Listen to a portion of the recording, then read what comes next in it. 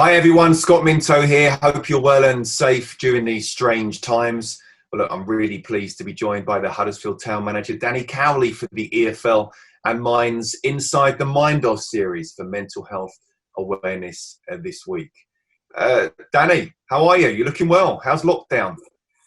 Yeah, it's good, thanks, Scott. It's obviously a little bit unusual, very different to what we're used to. My kind of life has been at 100 miles per hour for as long as I can remember it, and obviously off the back of this situation, things have changed dramatically. But just trying to see the positives in the moment, and taking some time to reflect, taking some time to try to learn and try to move our skill set forward. So no, we're trying to make the most of it. We're hoping that there's a little bit of light at the end of the tunnel now with regards to going back to training, but we're obviously still waiting for some clarity from the AFL.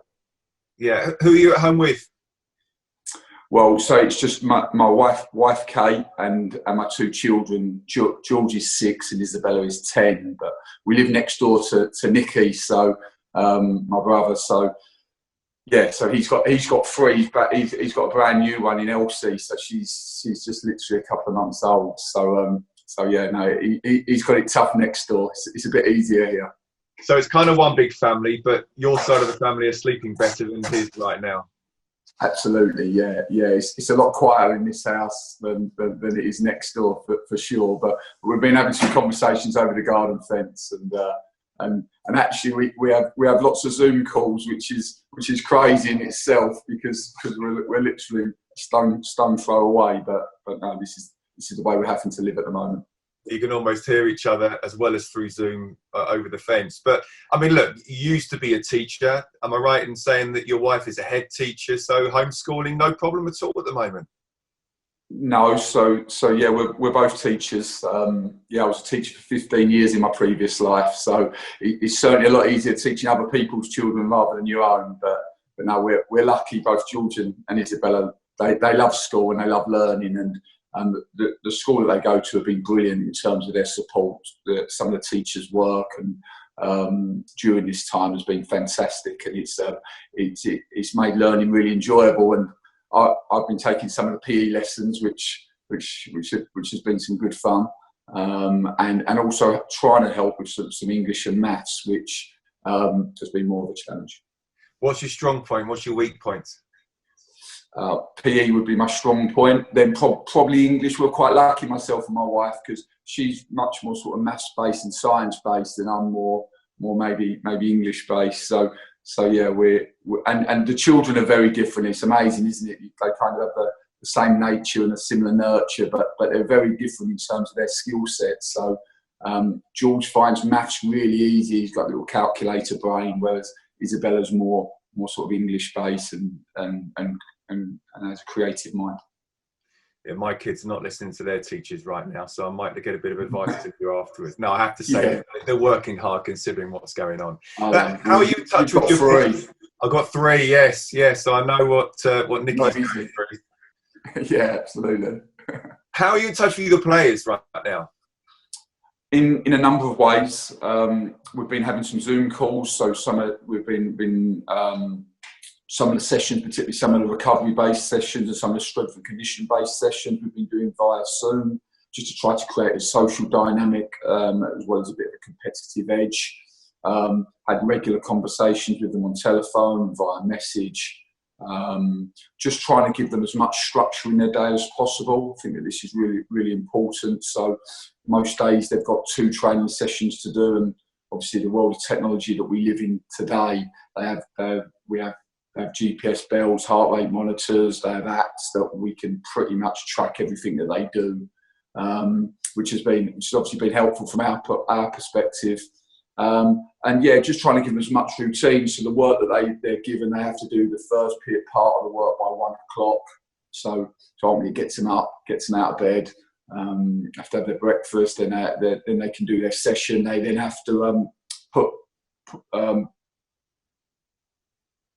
app and send the information across, and then in the afternoon they do a strength and conditioning session, which is in smaller groups, which is led by one of our performance guys.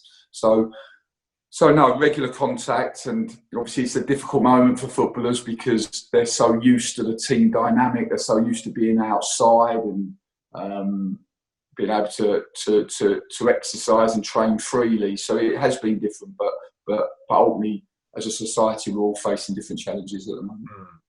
We'll come more on to mental health in just a bit, but in terms of your players, have you, and obviously you don't mention names, but have you found that some are perhaps dealing with the lockdown better than others, and have you needed to maybe speak to some more than others? Yeah, I think so. I think naturally some have been able to cope better than others. When I look at our group, we obviously inherited the group in mid-September, and the club had a difficult period particularly in the second season in the Premier League,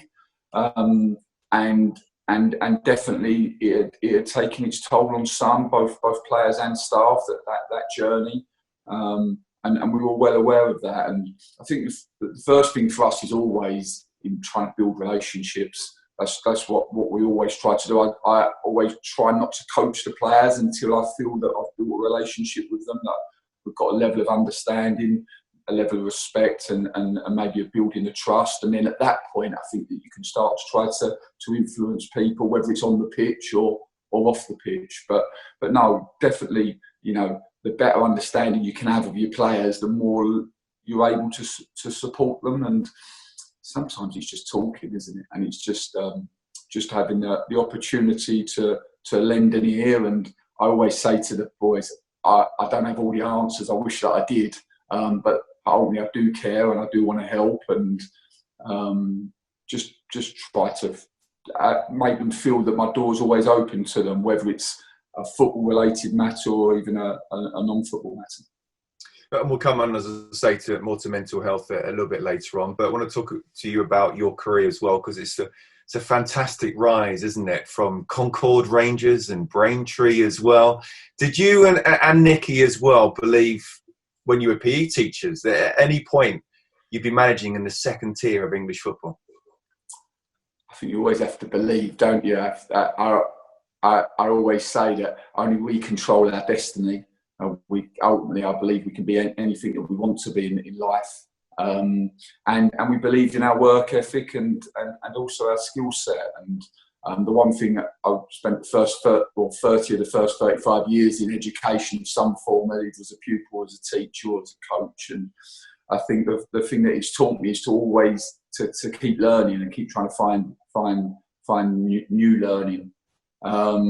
But no, it's been a good journey, an enjoyable journey, and we've loved every minute of it. Is that right, that in the non-league days, your travelling fans would have a whip round to buy you a pre-match meal from Asda or Tesco or something like that? Yeah, this was it. This would have been back end of Concord and Braintree, definitely. We would at Braintree, particularly because it's a national the National League. It's a nationwide division, so we'd be travelling up and down the country, going to Barrow on the day, which would be about 6, 7, 8 hours journey, coach journey. And we didn't really have a pre-match food organised, or we didn't even have a facility or finance to be able to provide the boys with pre-match meals. So Nicky and I would go to where it depended where the offers were on. So it'd either be Tesco's or Sainsbury's or Asda.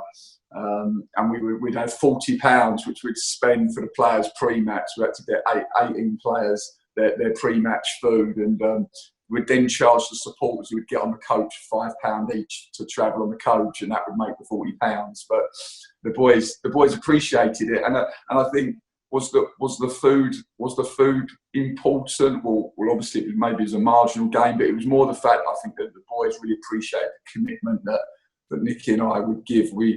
I can remember these Dull Mayo pasta pots. They were on special offer, 2 for the price of 1 for about 3 months of the season, and we were delighted about that because it allowed us to work within our £40 budget.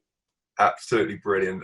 Very different in terms of diet. I'm sure you've got a chef now and everything. But I'm also right in saying you love your rugby union and was even interviewed by Sir Clive Woodward.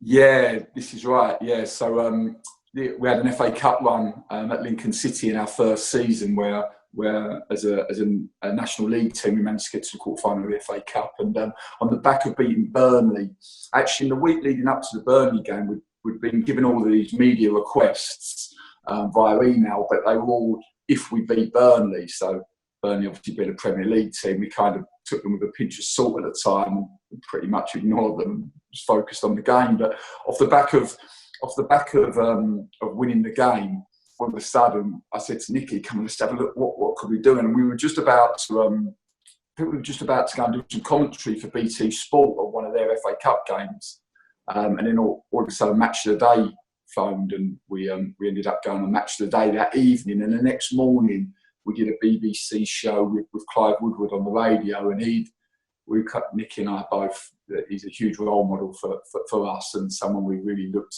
up to, and literally had an hour's conversation with him and forgot that it was radio really. I was just trying to pick his brains, and it was a brilliant hour. And off the back of that, he actually got in contact, and he was doing he was writing for the Daily Mail at the time, and he said, could he come over to the house and do an interview. So the Sunday after Burnley, he came around my house at 8 o'clock and we had breakfast. So we were sitting across the kitchen table with a cup of tea and a bacon roll, which was pretty mad, but brilliant experience. And there was a lot of takeaways from that conversation. He thought he was interviewing me, but really I was interviewing him. And rightly so, a surreal experience, but one to take advantage of. What did you gain from him?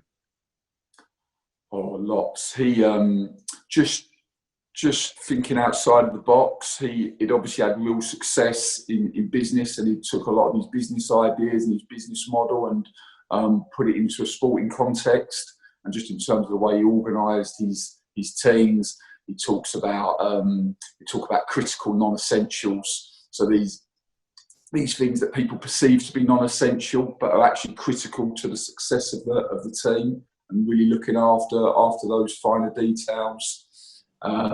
He'd always talk about noses pointing in the same direction, which I always found funny, especially with my nose, which points in every other direction. But yeah, just to try to get alignment really with people, trying to get people aligned. And if you can get a changing room where you all have similar values and you have alignment, that can be really powerful. And he spoke about analysis, and that was really interesting. I remember him saying something along the lines of, find the opponent's biggest strength, and really closely you'll find their biggest weakness. And that's always kind of stayed with me, and I've always, whenever I'm looking at opposition, it can often be very true.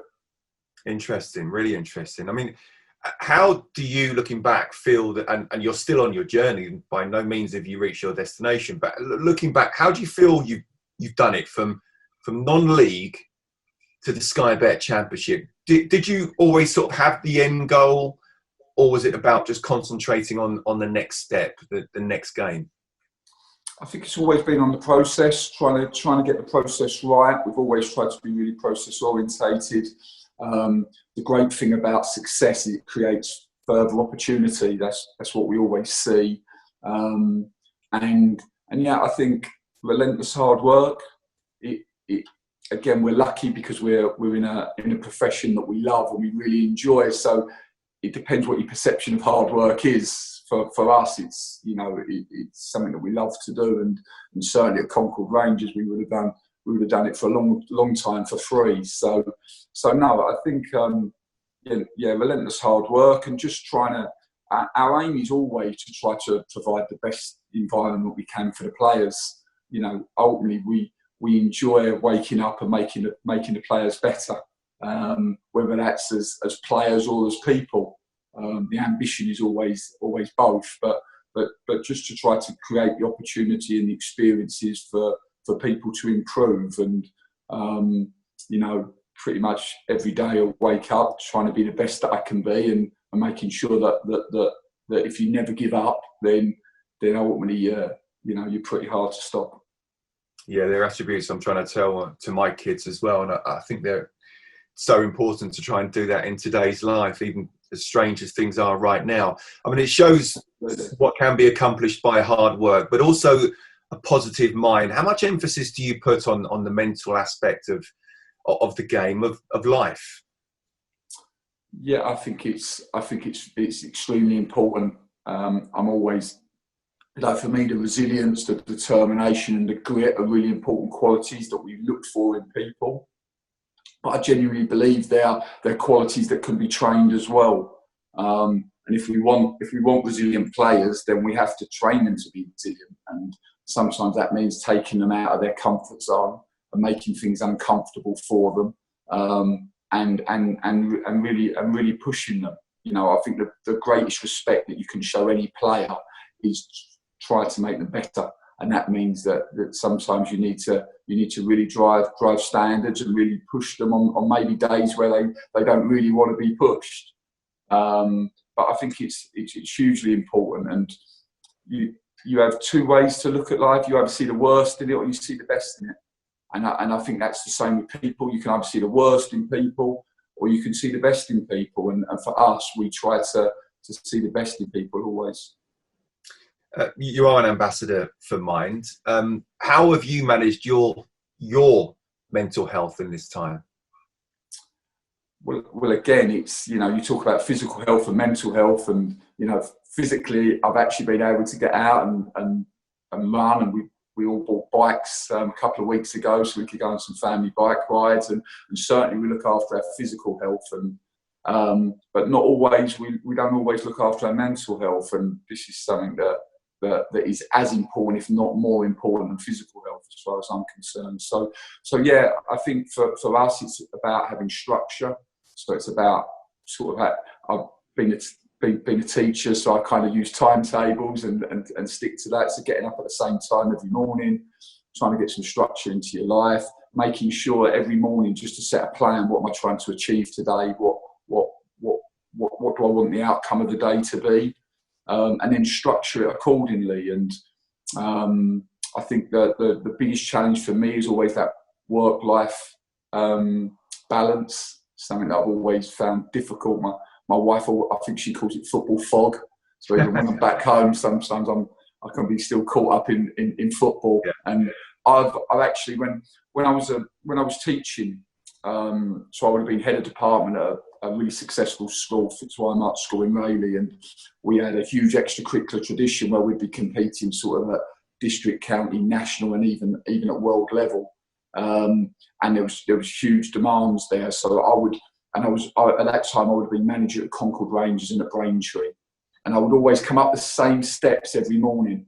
And as soon as I walked up the steps, whatever was happening in my football world, I would just put in a box and just shut that box. And I would walk up the steps, and my only thought would be teaching and the children, because you only get one education. But I would always make sure that at the end of that day, I would walk down the same steps. And the nature of being a teacher, sometimes, you're dealing with matters that you could easily take home, because ultimately you're dealing with people and emotions and people's feelings.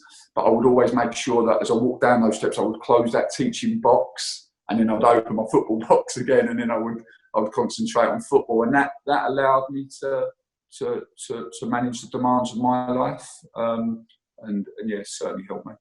It sounds like a fantastic philosophy to have in a great way. How easy or difficult was it to do that? Because sometimes people can say, "Oh, try this, try that," but to actually, for the person to do it's not as easy as perhaps it comes across as maybe other people looks like it's easier for. Yeah, definitely. I think a lot of things are easier said than done, aren't they? But it worked for me. I remember my dad telling me at a young age that if you kind of think about all the important things in your life, so for me it would at that time it would have been my job, which was teaching. It would have been my family. It would have been football. And then it's about trying to keep all of those balls up in the air at the same time. Now, very rarely do all three or all four of the most important things in your life go well at any one time. But if one's going badly and you let it affect the others, then you end up dropping all of the balls. So trying to compartmentalise, I think, can definitely help. But like you said, it's something that you have to train your mind to do. And if you can do that, then like I said, very rarely does everything in your life go well at the same time. So trying to compartmentalise can help. Yeah, life's just not like that, and resilience obviously very, very important. So what advice would you give to people who perhaps, whether it be football fans, maybe even your own players, or just other people generally out there who are perhaps struggling a little bit at this moment, whether it be seeing friends, talking to friends, whether it be the physical activity or any kind of new interests or anything at all?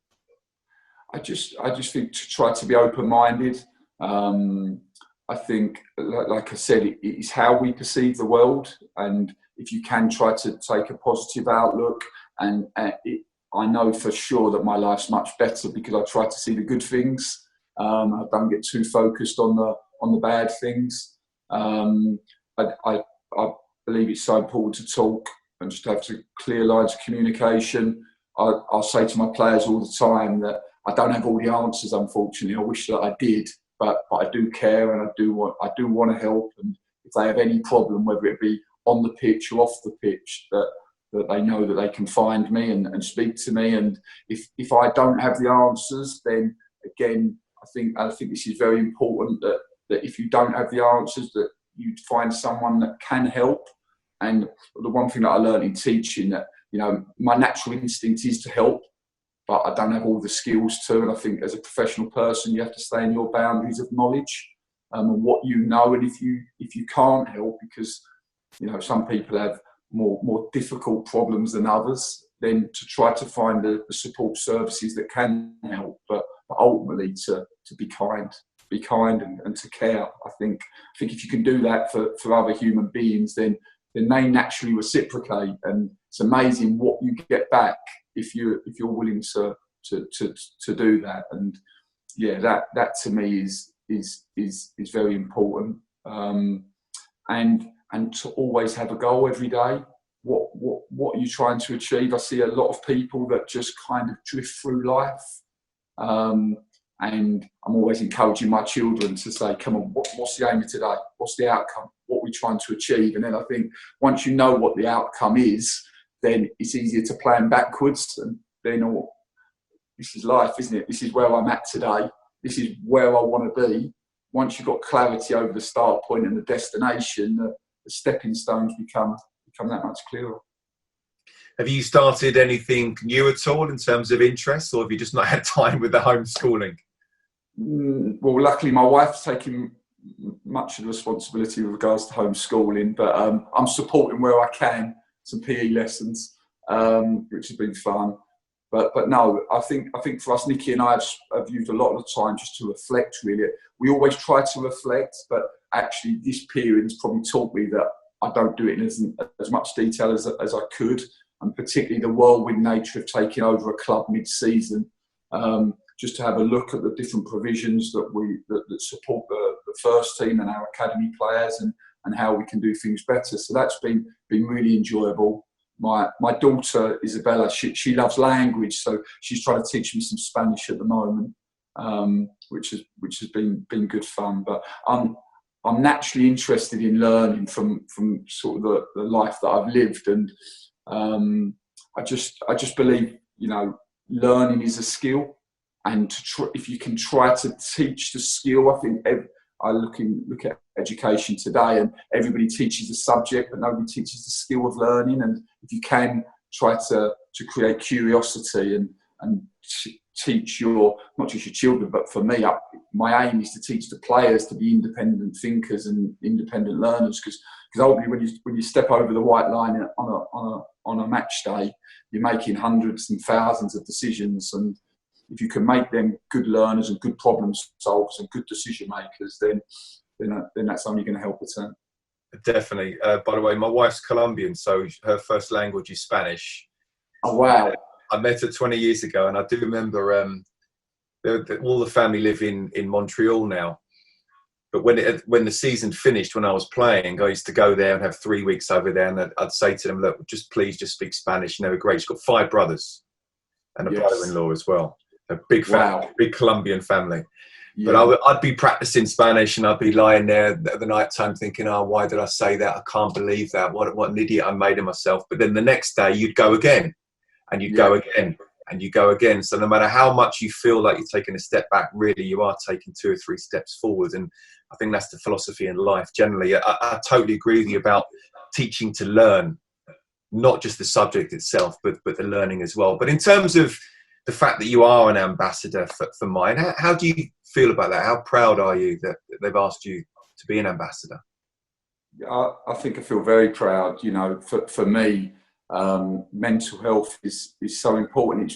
I think we've come so far in recent times. Obviously, the Mind Charity does a fantastic job in raising awareness, and I think particularly just allowing people to talk about their mental health. And I've been watching the Michael Jordan documentaries. I don't know if you've seen them, Scott. I'm up to episode 5, so I'm not up to the latest. No, we're just hugely inspiring. For me, probably the best sportsman ever that's ever existed. And even him in his journey, he had some mental health issues. So if mental health can affect someone of his stature and his God-given talent, then it can affect everybody. And I just think for us to see it not as a weakness.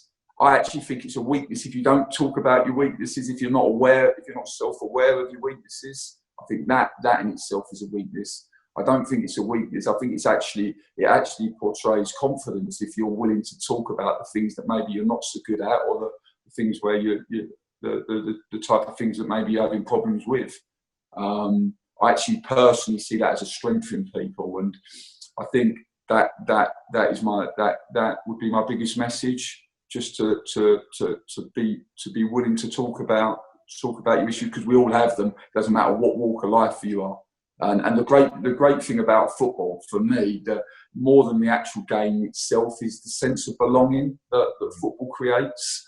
For me, on a Saturday when we go to the John Smith Stadium, it's a family, and you've all got a shared passion and a shared love. And you know, the great thing for football for me is that we all can support each other, not just the 11 players on the pitch, but everybody can all support each other, and that to me is why I suppose I love football. Yeah, I know Huddersfield as well is great, and on the community side, and not just on about the 90 minutes of the match, but the whole match day experience for the families, and you know, one of many clubs who are working with the EFL on that. But how important do you feel the partnership is between the EFL and Mind in football? Yeah, extremely important. You know how far mental health has come in recent years. You know, now the Mind Charity finds itself on all of the kits, which is just magnificent. Got the badges that we wear. I was actually trying to get. We're West Ham supporters, so I was trying to get West Ham United colours, but no, I think it's brilliant, and yeah, particularly in men, because I think women naturally do find it easier to talk about their emotions and their feelings, but maybe historically, particularly men maybe of our age, and in an all-male atmosphere as well, like football.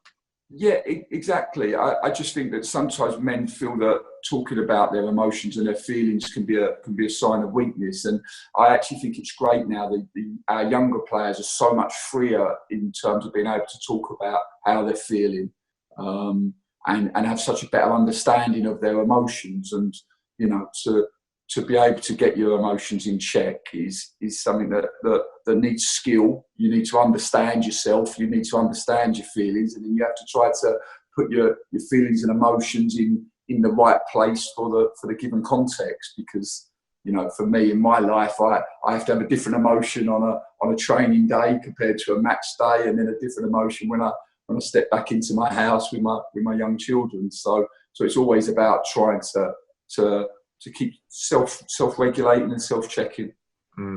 So just finally then, Danny, you know, what advice would you give to football fans out there in terms of staying mentally well while we're in this situation, and especially without football in our lives at the moment? I think you only get one life, and you have to try to make the most of it. So to try to have a really positive outlook every morning, you know, as part of your routine, you get up, you make your bed, clean your teeth, and just a little bit of self-talk, look yourself in the mirror and make sure that you know what you're trying to achieve that day and what the outcome of that day looks like, and just to keep self-regulated and make sure that you put your mind in a positive place to try to see the best in each other and the best in the world. And if you can do that, then that's a good starting point. And I think from there, to be able to talk and to freely communicate and make sure that you have people that you can go to and that you can talk things through, and see that as a strength, and know that none of us are perfect. And I know that sometimes the world portrays certain people as perfect, but they're not.